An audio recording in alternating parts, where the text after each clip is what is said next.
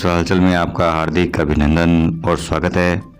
Natural हलचल की आज की कड़ी में रोल मॉडल स्कूल की श्रृंखला में आज बात करते हैं आदर्श एजुकेशन ग्रुप नेचुआ।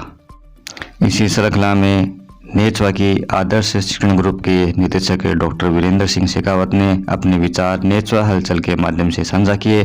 डॉक्टर साहब ने वर्तमान परिस्थितियों को देखकर देश के प्रत्येक नागरिक से अपील की कि देश हित के लिए केंद्र और राज्य सरकार का सहयोग करें। इसी के साथ शिक्षण व्यवस्था में विद्यार्थियों के साथ शिक्षकों का तारतम्य पर न्याय रखने की सराहना की और कहा कि शिक्षण प्रबंध अपनी जिम्मेदारी का पूर्ण रूप से निर्वाह कर रहा है। आदर्श एजुकेशनल ग्रुप के निदेशक के नाते आप सबसे रूबरू हो रहा हूँ।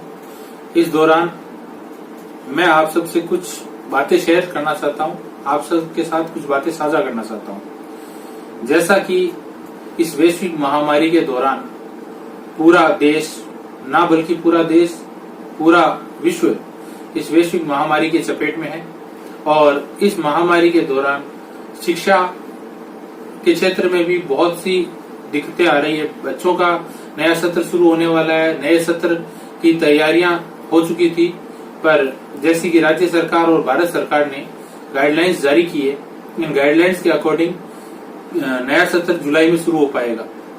तो इस सब को ध्यान में रखते हुए, जैसा कि हमारे एजुकेशन मिनिस्टर आदरणीय गोविंद सिंह जी डोटासरा ने भी बच्चों को ऑनलाइन एजुकेशन प्रोवाइड कराने के लिए सभी शिक्षण संस्थानों से और शिक्षा समूहों से निवेदन किया था, उस सब बात को ध्यान में रखते हुए आदर्श कॉन्वेंट स्कूल ने भी ऑनलाइन एजुकेशन स्टार्ट की और ऑनलाइन एजुकेशन हम लोगों ने 15 अप्रैल से प्रारंभ किए। 15 अप्रैल से ऑनलाइन एजुकेशन स्टार्ट हो चुकी है और इसको हमने इस प्रकार से व्यवस्थित किया है कि सभी क्लासेस के क्लास टीचर्स अपने अपनी क्लास के बच्चों का एक ग्रुप बनाएंगे। उस ग्रुप में वो सभी सब्जेक्ट्स का ऑनलाइन कंटेंट्स प्रोवाइड कराएंगे। हो सकता है कुछ बच्चे या गार्जियंस के पास व्हाट्सएप यूज करने वाला मोबाइल नहीं हो, तो उस चीज के लिए भी हम लोग सोच रहे हैं कि उनको कुछ ना कुछ मटेरियल एसएमएस के द्वारा या किसी और माध्यम से पहुंचाने का प्रयास करेंगे। अभी जैसा कि आप लोगों के लिए भी ऑनलाइन एजुकेशन नया है, वैसा ही स्कूल्स के लिए भी ऑनलाइन एजुकेशन नया है और किसी भी नई चीज को प्रारंभ करते हैं तो बच्चों के साथ भी बहुत तरह की दिक्कत आती है, गार्जियंस के साथ आती है, साथ ही साथ स्कूल और टीचिंग स्टाफ के लिए भी आती है। तो आप लोगों को अगर किसी भी तरह की कोई ऑनलाइन एजुकेशन से जुड़ी हुई समस्या लगे तो आप उससे अपने बच्चों के क्लास टीचर को इन्फॉर्म कीजिए व्हाट्सएप के द्वारा और उस समस्या का वो टीचर्स मुझे अवगत कराएंगे उस समस्या से और जो भी मैनेजमेंट स्टाफ है उसके द्वारा उस चीज का समुचित समाधान निकाला जाएगा। साथ ही साथ एक बात मैं आप लोगों को विशेष तौर से कहना चाहता हूं कि इस वैश्विक महामारी के दौरान अपने बच्चों को ज्यादा से ज्यादा कोशिश करें कि वो घर रहे, घर से बाहर नहीं निकले। आप लोग भी घर से बाहर नहीं जाएं। जो भी राज्य सरकार और केंद्र सरकार ने या चिकित्सा विभाग ने गाइडलाइंस जारी की है उनका पालन करें, बार बार हाथ धोएं, घर रहें, सुरक्षित रहें, यात्रा ना करें।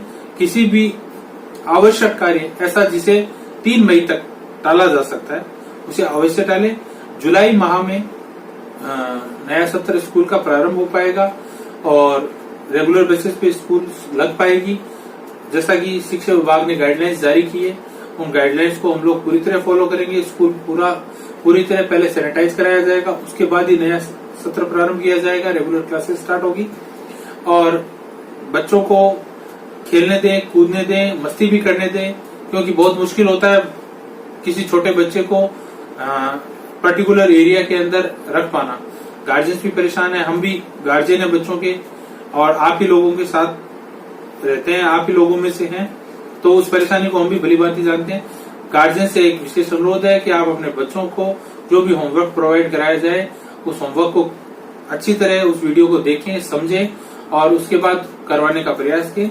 जो भी परेशानी आए आप अपने क्लास टीचर्स को सूचित करें और इस वैश्विक महामारी में हमसे जो सहयोग हो पाएगा उसे हम करेंगे, आपसे सहयोग हो उसे आप पूर्ण तरह निभाएं ताकि हम लोग जल्दी से जल्दी इस वैश्विक महामारी से उबर पाए और बच्चों के नए सत्र को भी शुरू कर पाए।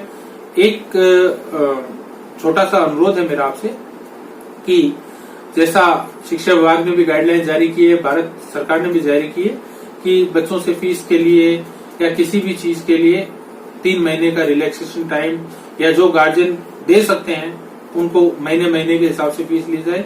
तो जो भी होगा, आप और हम उस एक ही समस्या से गुजर रहे हैं, उस चीज को स्कूल पूरी तरह पालन करेगी।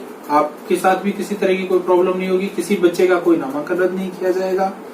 और विशेष तौर से हम लोग तो कभी भी बच्चों की एजुकेशन से, शिक्षा से ज्यादा किसी भी चीज को महत्व नहीं देते। हाँ, जरूरी सब चीजें हैं, क्योंकि स्कूल को भी बसेस का, स्टाफ का, सब चीजों की सैलरी वगैरह भी पे करनी है, सारी चीजें करनी है। पर आप और हम एक ही जगह से हैं, एक ही परिस्थिति से गुजर रहे हैं, इसलिए उस चीज को साथ मिलकर हम लोग सॉर्ट आउट कर लेंगे। ऐसी कोई समस्या नहीं है। आप तो बच्चों को बिल्कुल free of mind online education से जोड़े रखें और हो सके उतना उनको ऑनलाइन एजुकेशन के बारे में समझाएं, कैसे पढ़ना है।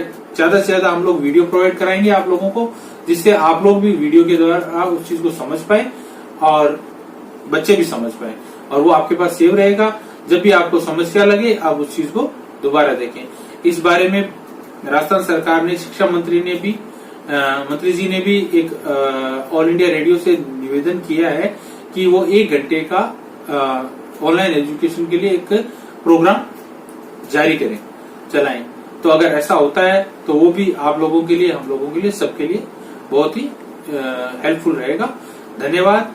फिर भी आपको फिर से एक बार दोबारा ये कहना चाहता हूँ, घर रहें, सुरक्षित रहें और कोविड-19 से फाइट में देश का साथ दें।